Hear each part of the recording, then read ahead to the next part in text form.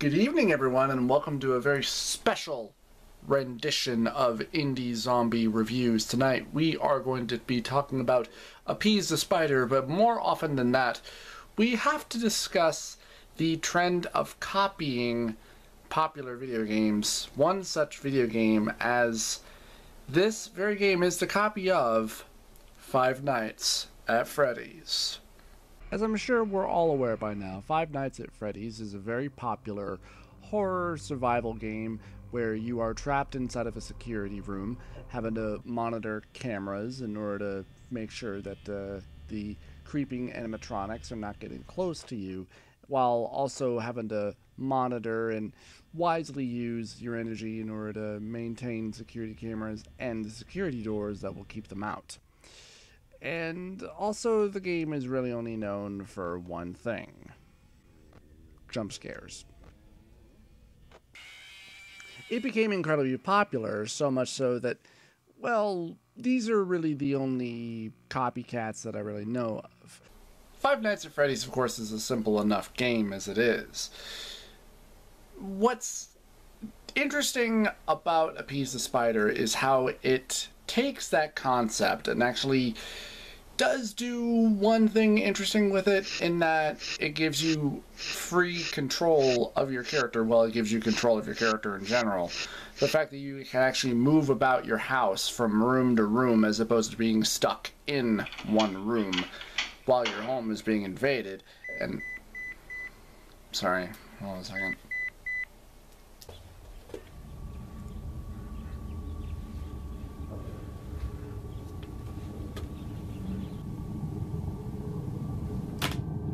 You know what? I think we should take this review on the road. What do you say, huh? Pardon me a moment. Grammy, you might want to board up. What's going on out here? What do you think? They're coming! Holy crap! It's okay. It's okay. Let's just stay calm. We're just gonna take ourselves in here real quick. It's okay. It's fine. Now, anyway, as I was saying, the interesting thing about Appease the Spider is the fact that, unlike other games like Five Nights at Freddy's and Fright Night and One Night Two Crazies, is that it's all the same thing. Now, it should be noted that the maker of all three of these games, Appease the Spider, One Night Two Crazies, and Fright Night, are all made by one person, Chris and Tony. Now, in One Night Two Crazies, and both of these games, One Night Two Crazies and Fright Night, are basically carbon copies of Five Nights at Freddy's 1 and 2, where you are in a room with security cameras. The plot is different in that your friends are helping you test the security system and they still scare you. The main difference is that you have a sanity meter, and in Fright Night, instead of being your friends, they are escaped criminals. That's about as different as it goes. The gameplay is very different. The quality is much, much lower. It's probably the only real difference here. We need to keep moving. It's also interesting to note, too, that you can also hide in different rooms of the house. Well, really only in two. You get your bedroom underneath the covers, which is kind of cool, and you hide underneath a ping pong table.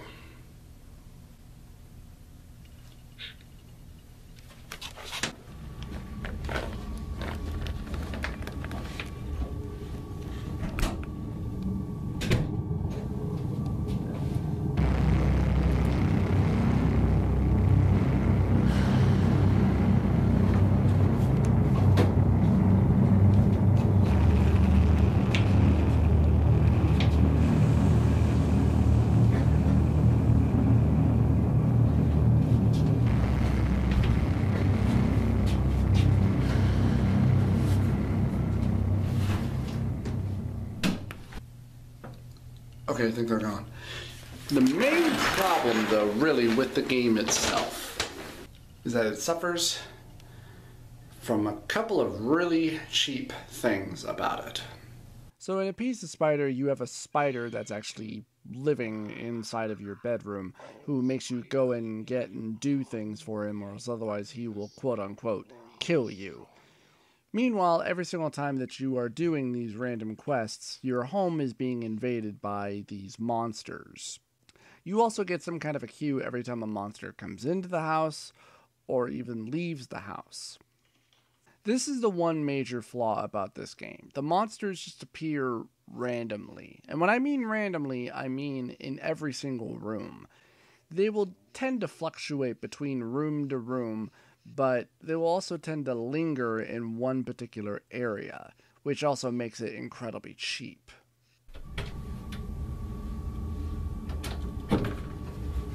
Come on, guys, you can't just puppy guard the hallway.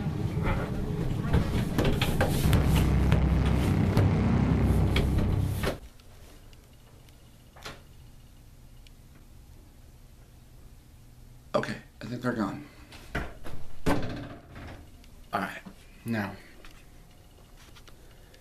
you gotta be very careful about this tactic. See, of course, as we understand, the main importance about Appease Spider is to go from room to room in order to accomplish a set amount of goals. Well, sometimes, though, those goals don't ever really seem to match up or really ever seem to work out. Namely, because of the enemies being able to appear and then reappear from room to room. And so that tends to make it a little bit difficult. So... Hey!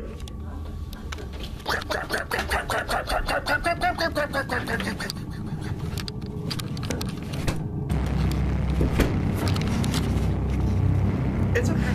We're fine. We're fine. Okay. So, need to wrap this up as quickly as possible as things are about to amount and get pretty damn crazy around here. Another major flaw about this game is that when you are trying to navigate between the bedroom, the office, and the bathroom, is that you get so easily turned around, it's very hard to tell exactly in which direction you are going and standing when you're trying to go through those three rooms. That, and it really doesn't help that by the end game, the main monsters will just linger outside of that hallway constantly.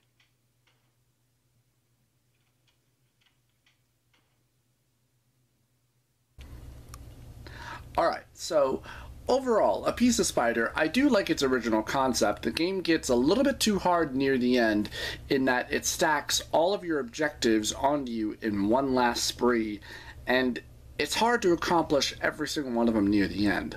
Overall, I'd give the game about a 7 out of 10. It works well with what it has. And it's only going for $1.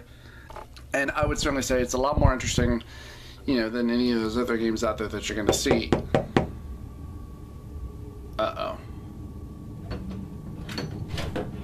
Daddy!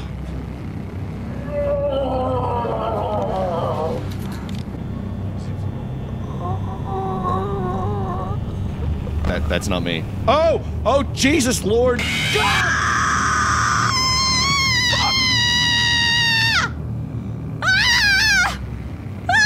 Oh, help me, Tonga, please.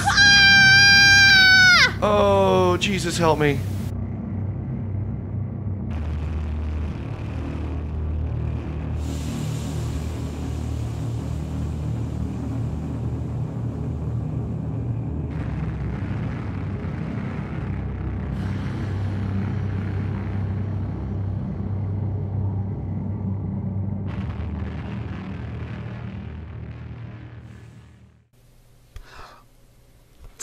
It's okay. Let's just stay calm. We're just gonna take ourselves in here real